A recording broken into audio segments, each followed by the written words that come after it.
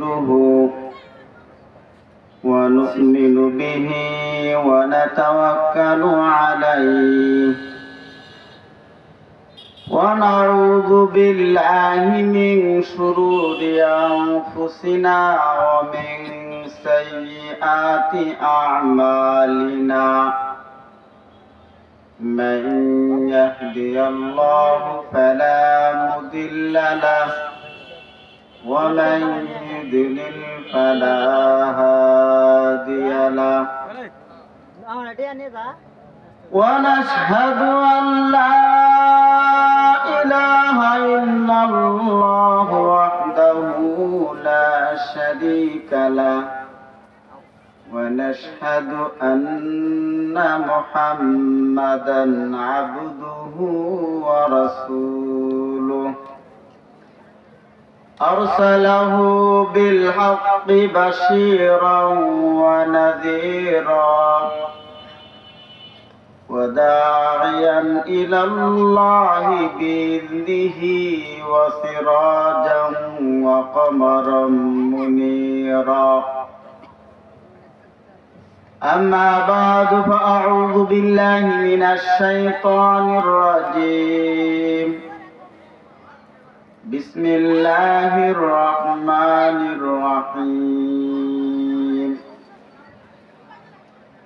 قل إن كنتم تحبون الله فاتبعوني يحببكم الله ويغفر لكم ذنوبكم والله غفور رحيم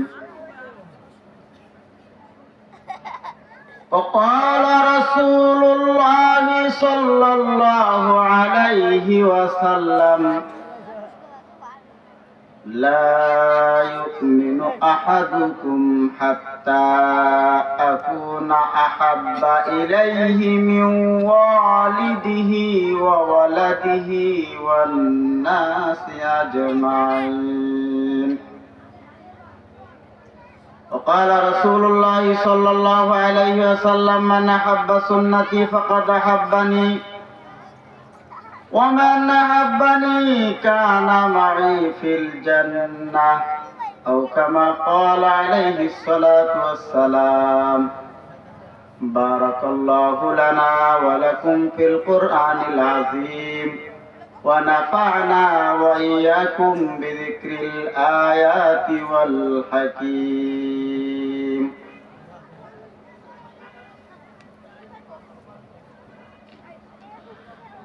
আলহামদুলিল্লাহ ইকরাবাগে জান্নাত কওমি মাদ্রাসা হাফেজা ছাত্রীদের বিদায় উপলক্ষে আজকের ইসলামিক মহাসম্মেলনের শ্রদ্ধাভাজন সভাপতি উপস্থিত হযরত উলামায়ে কেরাম এবং আমার সম্মুখে প্রাণপ্রিয় ধর্মপ্রাণ ভাইয়েরা আমার, সর্বপ্রথমে সে রবের দরবারে শুকরিয়া জ্ঞাপন করি যে রব আমাদেরকে জালিসুর রহমানে বসার তৌফিক দান করছেন। বলেন আলহামদুলিল্লাহ। মানুষ কম হলেও আওয়াজ ভালো আছে, কি বলেন? শিয়াল যতই আওয়াজ দেয় তার নাম শিয়াল, নাকি বলেন? বাঘ কম থাকলেও তার নাম বাঘ। এজন্য আমি কিছু আওয়াজ মাঝে মধ্যে চাবো, আবার পরিচিত মনে করে মুখটা বুঝে থাকেন না, নাকি বলে? আমরা চিনি, কি বলেন? চীনা মানুষের একটা কথা আছে, আপনি যদি উঠে যান আমি কিন্তু চিনি, আমি কিন্তু চিনি, কি চিনি না? উঠে আইছি নাকি? আমি কি কোরআন হাদিস থেকে বলতেছিলাম না? উঠছো কেন? কি বলবো না? আলহামদুলিল্লাহ। তো যে আল্লাহ পাক জালিসুর রহমানে বসার তৌফিক দান করলেন, দিল থেকে শুকরিয়া আদায় করি বলে আলহামদুলিল্লাহ। উলামায়ে কেরাম বলেন যে তুমি কে এবং তুমি যে কাজটা করো এটা কেন করো, এই কাজের ফজিলত কি, এটা জানা দরকার। যে এই জালিসুর রহমানে যারা আমরা বসলাম, আল্লাহর মজলিস, এখানে আল্লাহ এবং তার রাসূলের কথাবার্তা হবে, এখানে যারা আমরা বসলাম এদের ফজিলত কি? আল্লাহ পাক কোরআনের ভিতরে ফজিলতের কথা বলছেন, ফাযকুরুনি আযকুরকুম, তোমরা আমার কথা স্মরণ করো, আমার জিকির করো, আমার ইবাদত করো, আমার আলোচনা করো, যে উদ্দেশ্যে আপনি করেন না কেন, আল্লাহ পাক বলে আমিও তোমাকে স্মরণ করি। বলে আলহামদুলিল্লাহ। তাহলে বোঝা গেল আমরা আল্লাহর আলোচনা করতেছি, আল্লাহর কথা শুনতেছি, নাকি বলেন? তাহলে নিশ্চয়ই আল্লাহ পাক আমাদের আলোচনা আসমানে আমাদের চেয়ে উত্তম মজলিস ফেরেশতাদের মজলিস আলোচনা করতেছেন। বলে আলহামদুলিল্লাহ। বলে আলোচনাটা কি? অনেক বড় লম্বা হাদিস, আমি সেদিকে যাব না। আমি বলতে চাই আলোচনাটা হলো আল্লাহ পাক বলেন যে বান্দা ওরা কি কর, ফেরেশতারা বলে যে আল্লাহ আপনার সেই বান্দারা আপনার গুণকীর্তন করে, আপনার প্রশংসা করে, আপনাকে তারা ভয় করে, যার কারণে তারা আপনার আলোচনা করে। তারা কি আমাকে দেখেছে? বলছে না, দেখে নাই।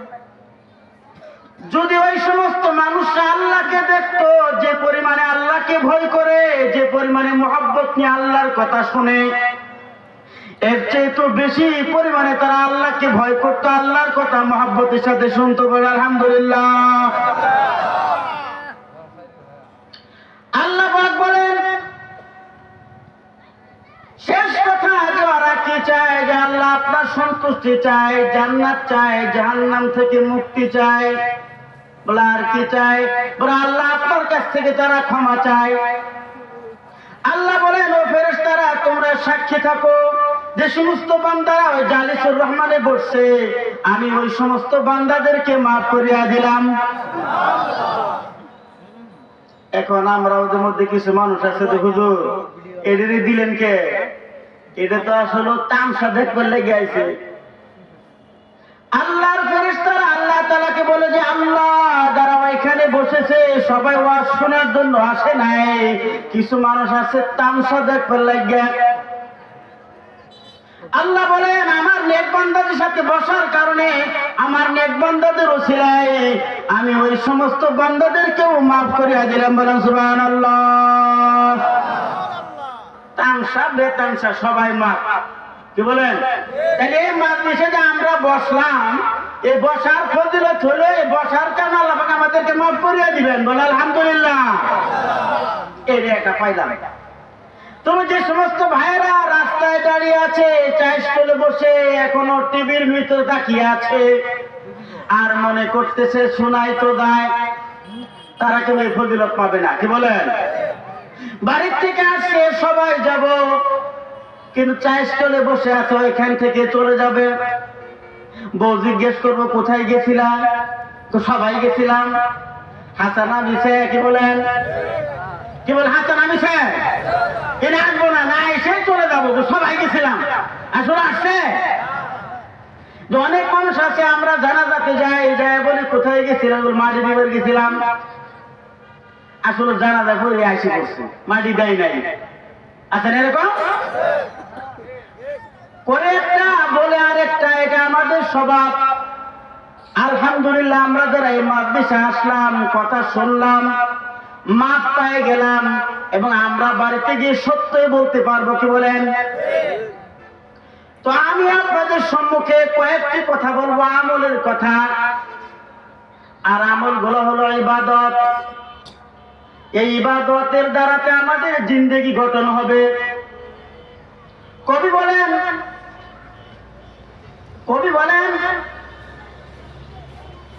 अमल से जिंदगी बनती है, जन्नत भी जहन्नम भी।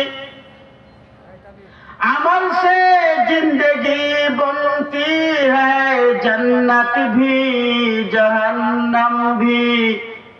ए खाक फितरत में न नूरी है न नारी। কবি বলেন আমলের দ্বারাতে মানুষের জিন্দেগি গঠন হবে, সে জান্নাতি হবে না জাহান্নামী হবে। এটা তার আমল বলবে সে জান্নাতি না জাহান্নামী।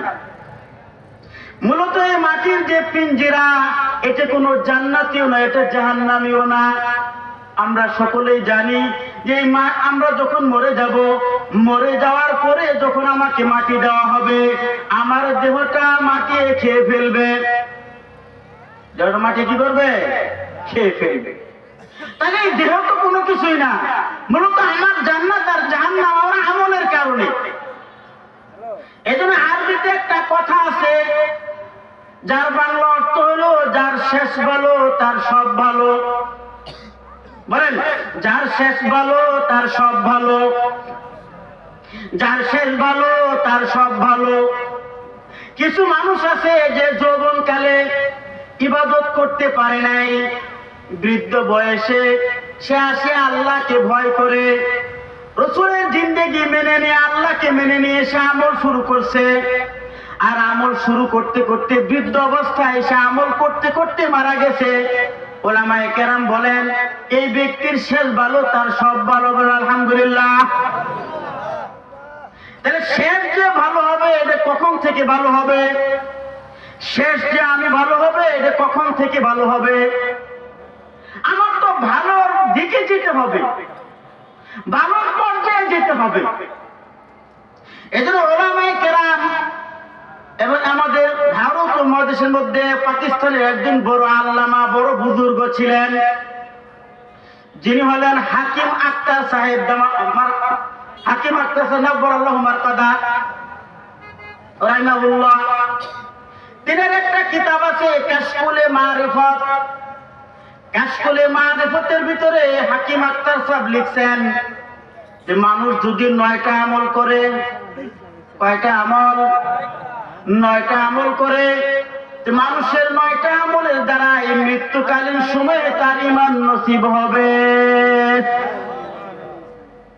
কিন্তু আমল করতে হবে। আমল ছাড়া আপনি মনে করবেন যে আমারে দিব, আমারে দিব, আমার মাফ করে দিব, বলে এটা হতে পারে না। এক বুজুর্গ বলেন যে এক ব্যক্তি এরকম মদ খাইতেছে আর কথা বলে আল্লাহু গফুরুর রহিম, মদ খায় আর কয় আল্লাহু গফুরুর রহিম। তার মানে আমি যে গুনাহ করি আমার রব আমাকে মাফ করিয়া দিবে। আরেক বুজুর্গ দেখে যে এটা তো আল্লাহর হুকুমের সাথে, আল্লাহর ওয়াদার সাথে, আল্লাহর কথা বলার সাথে এটা তো একটা কি ঠাট্টা করতেছে। পিছন থেকে এসে জবাব দিছে, একটা আওয়াজ দিছে, সে বলতেছে আল্লাহু গফুরুর রহিম, আল্লাহ তো ক্ষমা করনেওয়ালা, রহিম দয়াবান। পিছন থেকে একটা আওয়াজ দিছে ওয়ালিল্লাহিল ওয়াহিদিল কাহ্হার। অর্থাৎ কিয়ামতের ময়দানে আল্লাহ পাক সমস্ত মানুষকে সামনে নিয়ে বলবেন লিমানিল মুলকুল ইয়াউম, আজকের দিনে মালিক কে? আমরা যারা কোরআনুল কারীম পড়ি, আমরা যারা নামাজ পড়ি, সূরা ফাতিহা প্রত্যেক নামাজের ভিতর আমরা পড়তে হয় না? উলামায়ে কেরাম বিজ্ঞানীরা আবিষ্কার করছে যে ব্যক্তি প্রত্যেক দিন নামাজ পড়বে সে দৈনিক কমপক্ষে 30 বার সূরা ফাতিহা পড়তে হবে। কয়বার? আর 30 বার সূরা ফাতিহা পড়ার দ্বারাই সূরা ফাতিহার ভিতরে আলহামদুলিল্লাহি রাব্বিল আলামিন এই শব্দটা আছে। আর যে ব্যক্তি আলহামদুলিল্লাহি রাব্বিল আলামিন এই শব্দটা বলে আল্লাহর শুকরিয়া আদায় করে, আল্লাহ পাক তার ব্রেনকে সুস্থ রাখেন। ব্রেনকে কি রাখেন? উলামায়ে কেরাম বলেন যে ব্যক্তি আদবের সাথে, এরকম ভাবে ঈমানের সাথে, সওয়াবের নিয়তে আমলকে সুন্দর করে নামাজ পড়বে, ওই ব্যক্তি পাগল হবে না। কি হবে না? একজন পাগল তো হয় কি হয় না? হয়, কারণ আছে। আমি সেদিকে যাবো না, যে একটা কথা বলতেছি, আমার সময় স্বল্পতা। তো যে ব্যক্তি নামাজ পড়বে দৈনিক কয়বার? 5 বার, ফরজ এবং সুন্নাত এবং বেতের মিলিয়া তার কমপক্ষে কত রাকাত নামাজ? 32 রাকাত। কত রাকাত? 17 রাকাত ফরজ। ফজরে 2, জোহরে 4, আসরে 4, মাগরিবে 3, এশায় 4, কত হলো 17। 3 রাকাত বেতের কত হলো 20, 12 রাকাত সুন্নতে মুআক্কাদা কত হলো 32। তাহলে যে ব্যক্তি প্রত্যেক দিন নামাজ পড়বে, নামাজের প্রত্যেক দিনে কমপক্ষে তার 32 বার সূরা ফাতিহা পড়তে হবে। আলহামদুলিল্লাহ, আল্লাহ পাক আমাদেরকে তৌফিক দান করুন, আমিন। আমি দিকে যাব না, অন্য অনেক বড় কথা সেখানে আছে, আমি সেদিকে যাব না।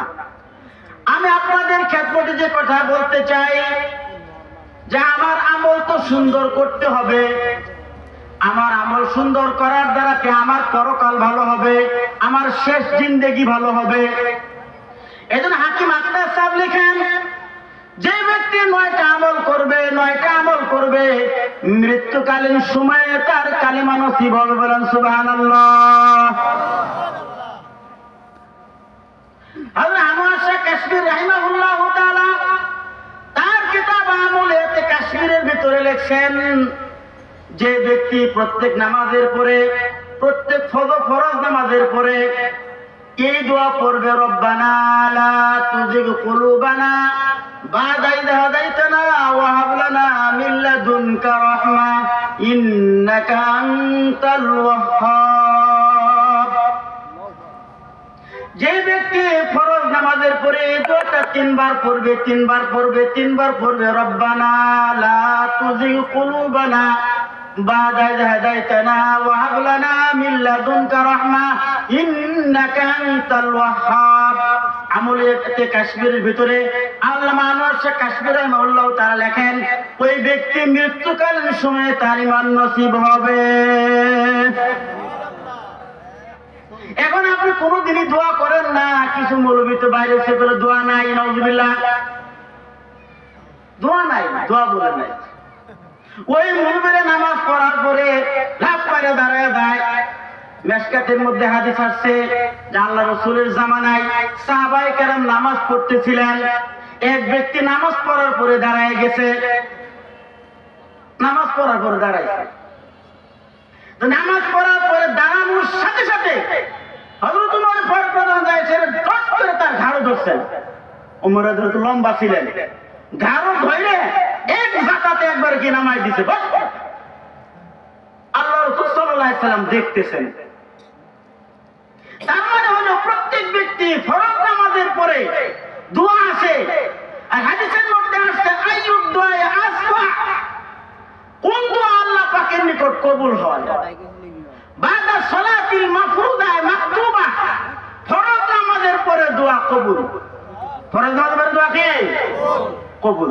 এন ফরজ নামাজের পরে বেড়া কই দোয়া নাই, এই কথাটা বেড়া দাঁড়াই কই দোয়া করে না। আরে উলামায়ে কেরামের মধ্যে ইখতিলাফ আছে এই বিষয়টা নিয়ে, যে হাত তুলে সম্মিলিত দোয়া করা না দোয়া করা, এটা নিয়ে ইখতিলাফ আছে। কিন্তু ফরজ নামাজের পরে দোয়া কবুল, দোয়া কি কবুল।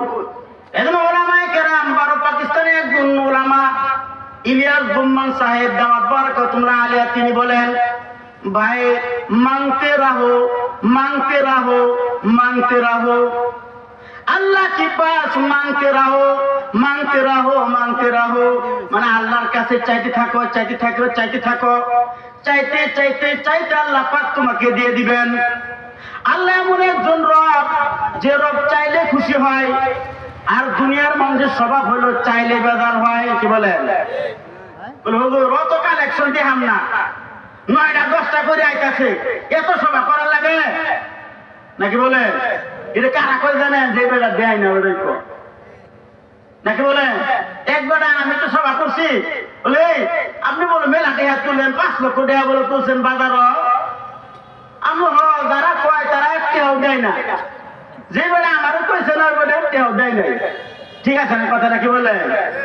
আমি আবার মাঝে মাঝে দূরে উচিত কথা মুখে মুখে বলে দিই, বেজার আর খুশি যাই হয় বাদ যাই হয় নাকি বলে? যে কথা বলতেছিলাম, দোয়া কবুল হয় ফরজ নামাজের পরে, আপনারা দোয়া করবেন।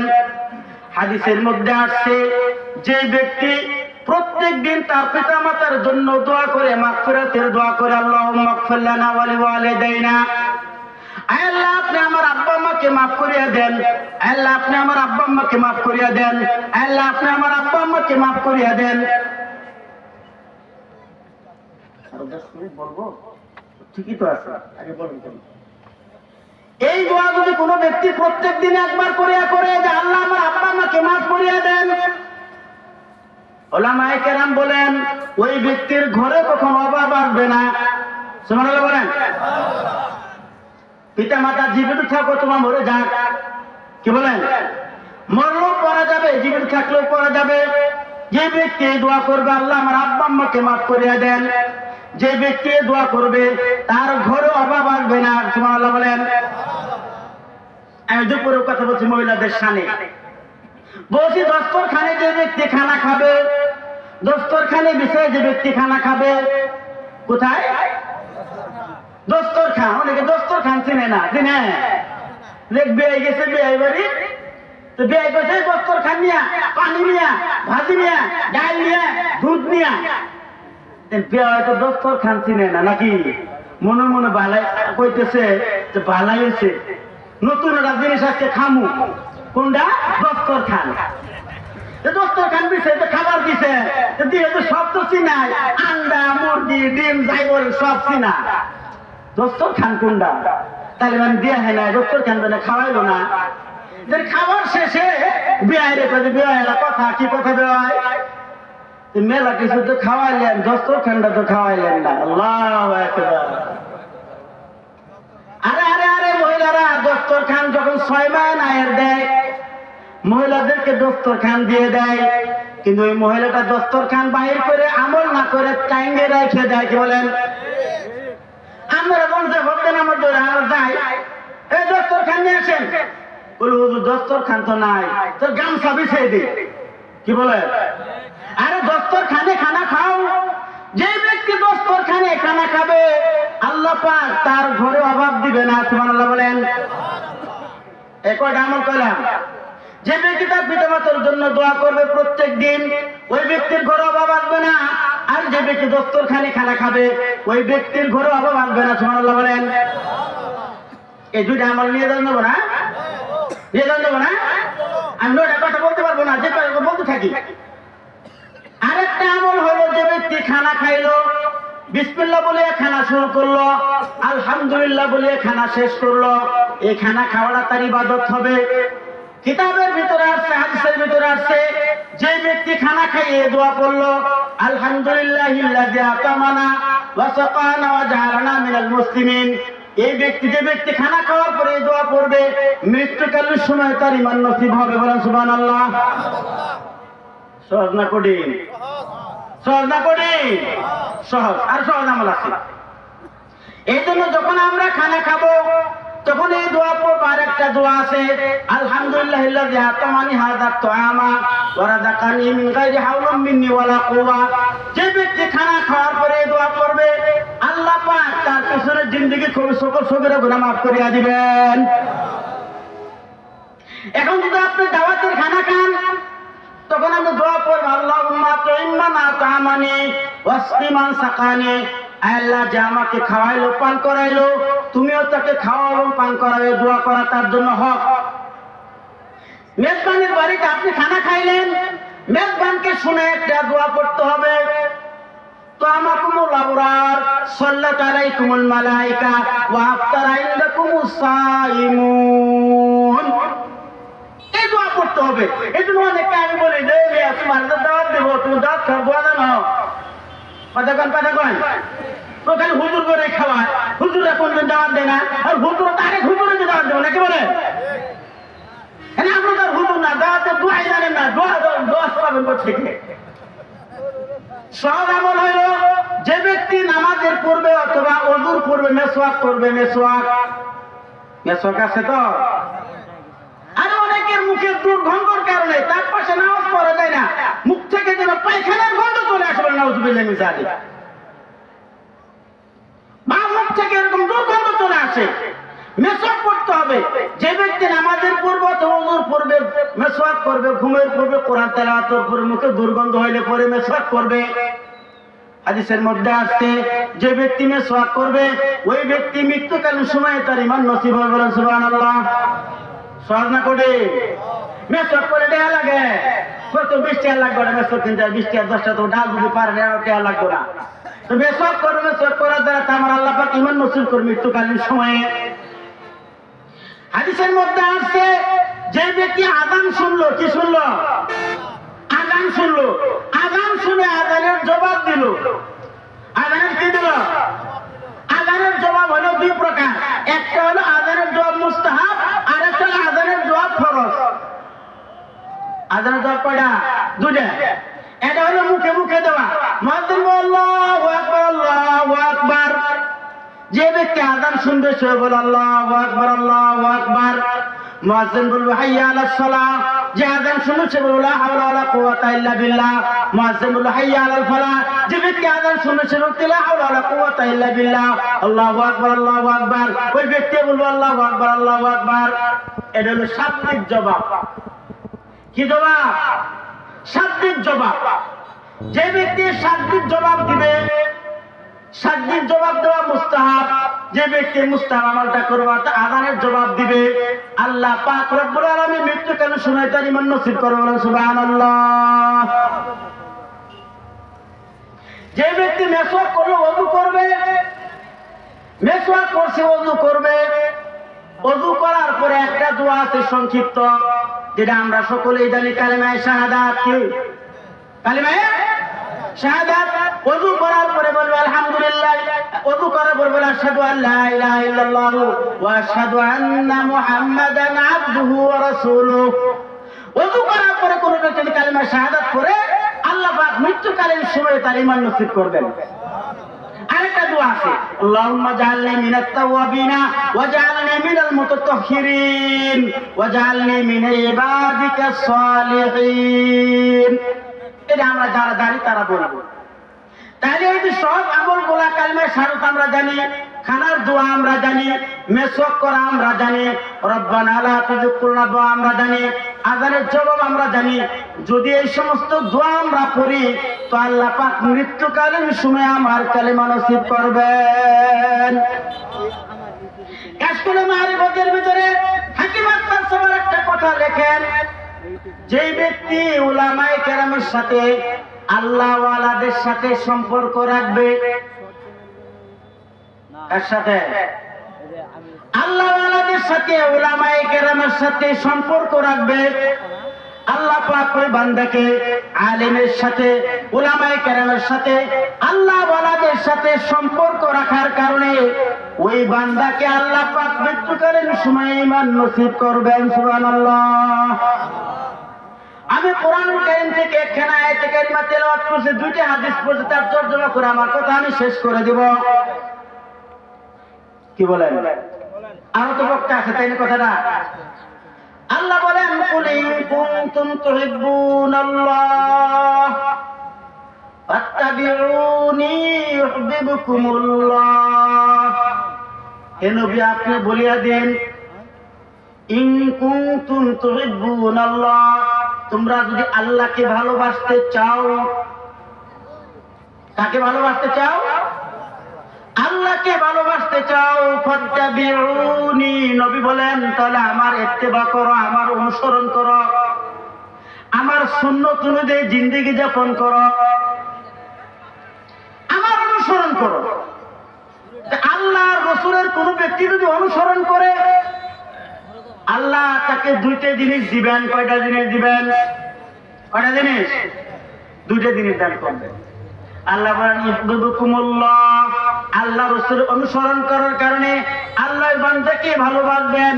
ওয়া ইয়াগফির লাকুম যুনুবাকুম, আল্লাহ পাক তোমাদের গুনাহগুলোকে maaf করিয়া দিবেন।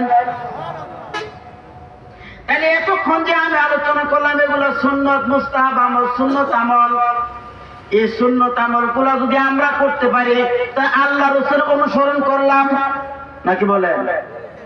বিনিময়ে আল্লাহ আমাকে ভালোবাসবেন, ভালোবাসি মৃত্যুকালীন সময় আমাকে ঈমান নসিব করবেন, আর মরার পরে আমাকে আল্লাহ পাক জান্নাত দান করবেন। বলে আলহামদুলিল্লাহ। জান্নাত কি? জান্নাত হলো মা তাশতাহি আনফুসুকুম ওয়া লাকুম ফিহা মা তাদউন নুজুলাম মিন গফুরির রহিম।